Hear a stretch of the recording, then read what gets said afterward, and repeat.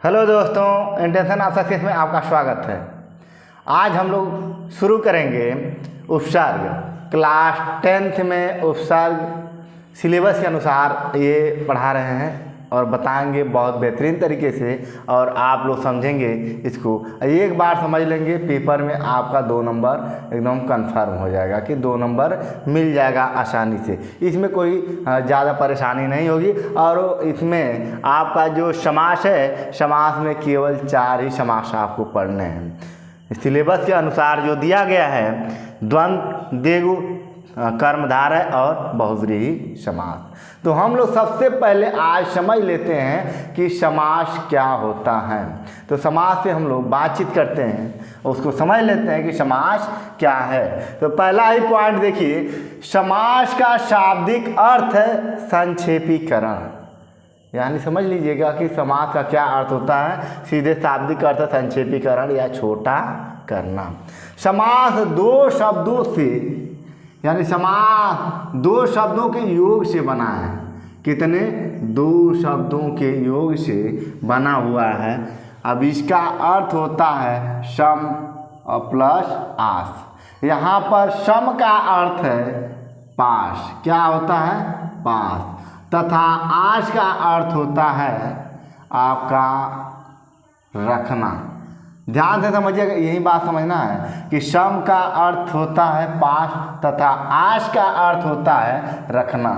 इस प्रकार परस्पर संबंध रखने वाले 2 या 2 से अधिक शब्दों से मिलकर बनाने वाले एक स्वतंत्र शब्द को समास कहते हैं। बात समझ गए होंगे कि समास किसे कहेंगे। अब समास के बाद चलेंगे कि इसमें थोड़ा सा नोट, क्योंकि अकॉर्डिंग टू सिलेबस के अनुसार बनाया गया है। तो यहाँ पे 4 समास आपको पढ़ाए जाएंगे, केवल ये आपका द्वंद्व, द्विगु, कर्मधारय और बहुव्रीहि समास। ठीक है। तो अब उसमें पहला टॉपिक पे हम बातचीत करते हैं, द्वंद्व समास। कौन सा समास? द्वंद्व समास। द्वंद्व समास को समझने के लिए बहुत आसान तरीका है एकदम। कह रहा है कि जिस समास में दोनों पद प्रधान हों उसे द्वंद्व समास कहते हैं। ध्यान से समझने की कोशिश कीजिएगा।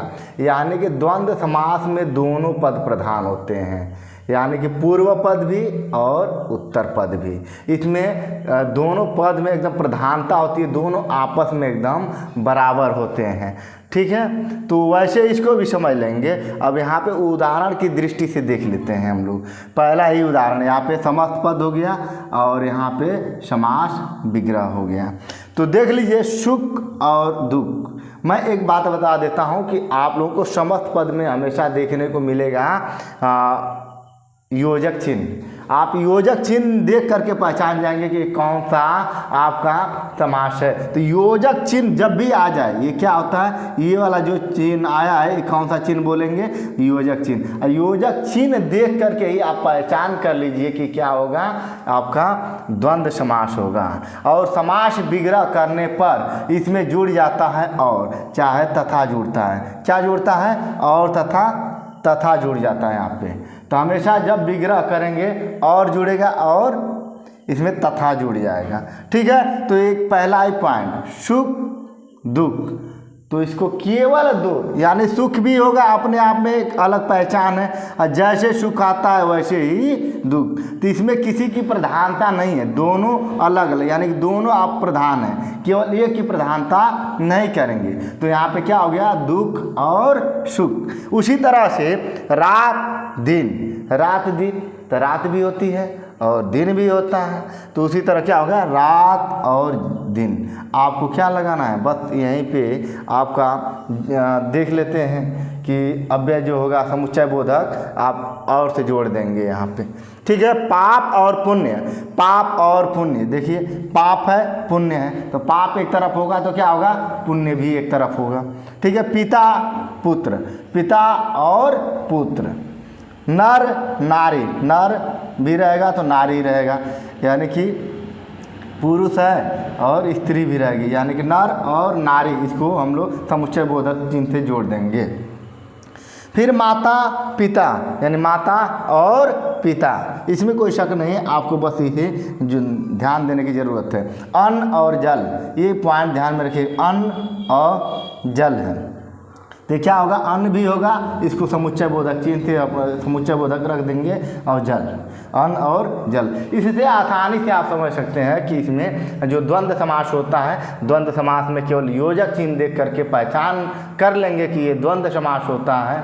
और उसमें जब हम समास विग्रह करेंगे तो समास विग्रह में केवल आपको समुच्चय बोधक शब्द लगाने हैं, ठीक है। तो उसी तरह जल थल में देख लेंगे, तो जल और थल क्या हो जाएंगे, जल थल, जल और थल। राधा कृष्ण, अब किसको, दोनों लोग अपने आप में हैं, तो दोनों लोगों की प्रधानता है, इसलिए राधा और कृष्ण की बात हो रही है। यहाँ पे जन्म मरण, जन्म हुआ है तो जाहिर सी बात है कि क्या होगा, मरण भी होगा, तो जन्म और मरण हो जाएगा, ठीक है। लाभ, लाभ है और हानि भी होती है। देखे होंगे कि बिजनेस करते हुए लोगों को लाभ भी हो जाता है, हानि भी हो जाती है, तो दोनों अपने आप में क्या है, प्रधान है। तो कह रहा कि ये भी हो गया, यानी कि इसमें समुच्चय बोधक जोड़ देंगे, यानी कि और जोड़ देंगे, लाभ और हानि हो जाएगी, ठीक है। यश अपयश, यश यहाँ पे देख लीजिए, यश भी होगा, प्रकाश होता है, अपयश बदनामी भी होती है, ठीक है। तो यश अपयश होगा, तो यहाँ पे और से इसको जोड़ देंगे, बात समझ में आई, ठीक है। उसी तरह नदी नाले, जब नदी भी है और नाले भी होंगे, तो ये योजक चिन्ह है, योजक चिन्ह के अनुसार यहाँ पे फिर हम लोग समुच्चय बोधक जोड़ लेंगे। आपको बहुत अच्छे तरीके से अगर द्वंद्व समास पढ़ लिए हैं और इसको समझ भी लिए हैं, अच्छे तरीके से अगर इसको आप लोगों को पढ़ना है तो एक बार बस समास को समझने की ज़रूरत है। बहुत अच्छे तरीके से एक बार पढ़ लीजिए अच्छे तरीके से, आप कभी भी नहीं भूलेंगे द्वंद्व समास को।